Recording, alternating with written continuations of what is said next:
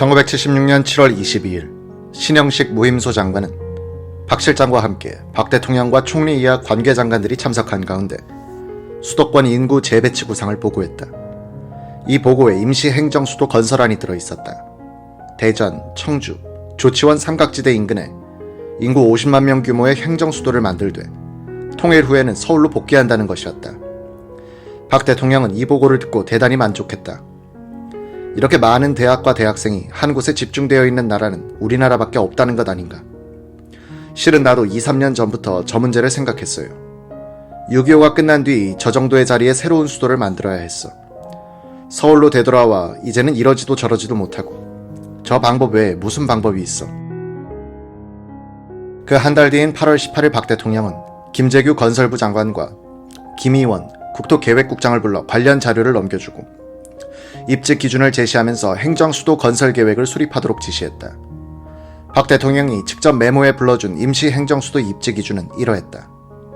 휴전선을 고려할 것, 서울에서 2시간 거리일 것, 경부선 주변 도로망이 좋은 것일 것, 수원 확보가 용이할 것, 30분 내지 1시간 내에 기존 중심 도시로 접근이 용이할 것, 우량 농지가 적을 것, 배수가 좋고 낮은 구릉 야산지대일 것, 2, 30분 거리에 비행장 건설이 가능할 것, 50만 명 정도의 인구를 수용할 수 있을 것, 문화재 등 기존 특수시설이 철거되지 아니할 것. 건설부는 보고서를 올리면서 박 대통령에게 범국가적인 사업이니만큼 새로운 임시기구를 만들어 추진하는 것이 좋겠다고 건의했다. 이상이 박 대통령의 연두순시 공개 발언이 있기 전 진행 상황이었다. 박 대통령의 발언으로 행정수도 건설 계획이 공개된 직후인 1977년 3월 7일 박봉환 실장은 박 대통령에게 수도권 인구 재배치 기본계획안을 올려 결재를 받음으로써 임시행정수도 건설은 국가기본계획으로 확정됐다. 박 대통령은 이 자리에서 행정수도 건설에 관한 지침을 구체적으로 내렸다. 첫째, 행정수도 건설은 아무리 빨라도 앞으로 10년 혹은 그 이상이 걸릴 것이다. 국방력 증강 등 다른 중요 사업 수행에 지장이 없도록 무리 없이 추진해 나가겠다. 둘째, 백지 계획부터 수립한다. 작성 기간은 2년 정도로 하되 청와대가 직접 담당한다. 셋째, 수도의 이전은 예산 범위 안에서 하나씩 수행한다.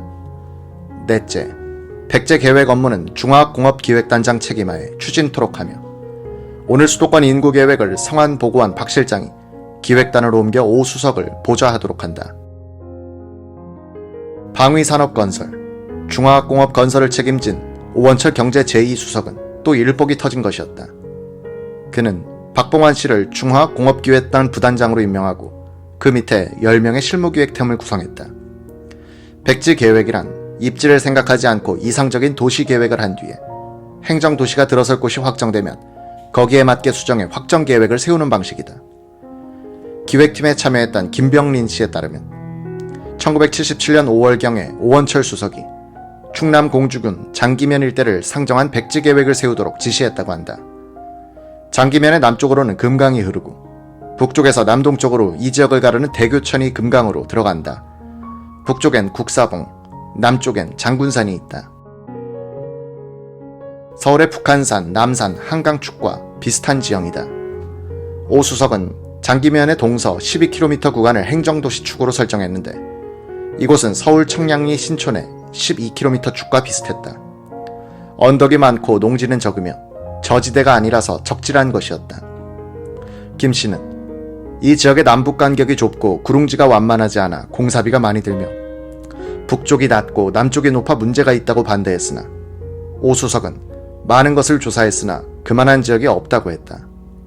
노무현 정부가 확정한 행정복합도시 입지는 오원철 팀이 상정했던 장기면과 일부 겹치돼 동쪽으로 약 5km 밀려난 곳이다. 오 씨는 풍수지리적으로도 우리가 정했던 곳이 낫다. 이번에 정한 곳은 저지대이고 지하로 들어가는 기분이 들어 걱정이다고 했다. 오 씨는 박 대통령이 임시행정수도 건설이라고 했지만 청와대도 옮기는 사실상의 천도였다고 했다. 청와대가 들어갈 자리에는 경회로와 똑같은 연못도 마련했다고 한다.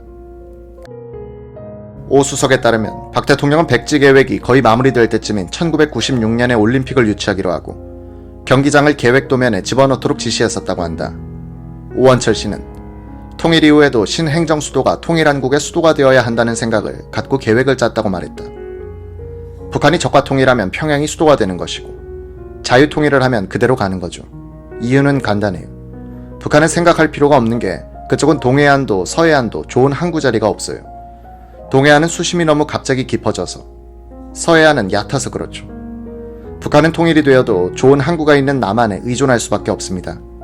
그쪽은 물건을 만들고 남한을 통해서 수출해야 할 운명이죠. 한국은 해양국가라는 원칙이 지리적으로 이미 나와 있습니다. 한반도는 어디까지나 남한이 중심입니다. 장기면이 내륙이라도 가로 림만이 서울에 대한 인천 역할을 하는 거죠. 오 씨는 신행정수도 건설은 국민투표로 결정한 문제라 생각하고 그 준비도 했다고 한다. 그런데 박 대통령이 결정을 미루는 것이었다. 장기면을 박 대통령이 시찰하면 바로 그 자리에서 입지를 공식적으로 결정하려 했는데 박 대통령은 움직이지 않았다. 박 대통령은 헬기로 국토개발 현장을 시찰하고 와선 꼭 내가 그린 그림을 보는 것 같다는 말을 할 만큼 건설과 토목에 취미가 있었다. 오 수석은 박 대통령이 유신 체제와 1970년대에 수건이던 중화학공업 건설을 궤도에 올려놓은 다음에는 국토 개조와 그 핵심인 천도에 착수할 것이라고 예상했다. 오 씨는 대통령을 했다는 것과 천도를 했다는 것은 역사의 어느 쪽이 더 높게 평가되겠느냐고 반문하면서 그래서 박 대통령이 결정을 못 내리고 있다가 12.6 사건을 맞았다고 보고 있다. 하나 흥미로운 것은 오원철 전 수석을 비롯해 행정수도 백지 계획에 참여했던 사람들일수록 노무현 정부의 천도 계획과 그 뒤에 이른바 수도 분할식 행정복합도시 건설에 부정적이란 점이다. 오 씨는 이렇게 말했다. 행정기능을 분할해 일부만 옮긴다는 것은 말이 안 돼요. 연방국가인 미국이 만약 행정부처를 각 주에 나눠버리면 어떻게 되겠습니까? 행정기능 분할은 효율성을 결정적으로 약화시킵니다. 행정이란 것은 지휘소가 분명해야 카리스마가 생기고 명령에 따라 딱딱 움직입니다. 나눠놓고 싸움만 한다면 일이 됩니까?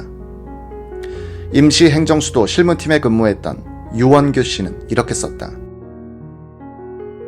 혹자는 행정수도는 충청권으로 옮기고 경제 중심지로 계속 키워나간다고 주장하지만 미국과 같은 나라는 연방형 국가 운영이 이루어지고 있기 때문에 주정부가 자치권을 명실공히 행사하고 있어 정경 분리가 잘 기능하고 있는 반면 우리나라는 연방제도 아니고 지자체의 분권도 여의치 못하기 때문에 정경일치로 움직이고 있어 행정수도가 건설되면 경제도 옮겨가게 될 것이다. 그렇게 되면 수도 서울은 최악의 상태로 되어버릴 것이고 신행정수도에 정부 기능과 민간 기능이 이전하면서 정경일치로 체계를 갖추는 상당 기간은 혼동 상태에 빠질 수밖에 없으니 이 기간 우리나라는 국제 경쟁 대열에서 뒤처지리라 예상된다.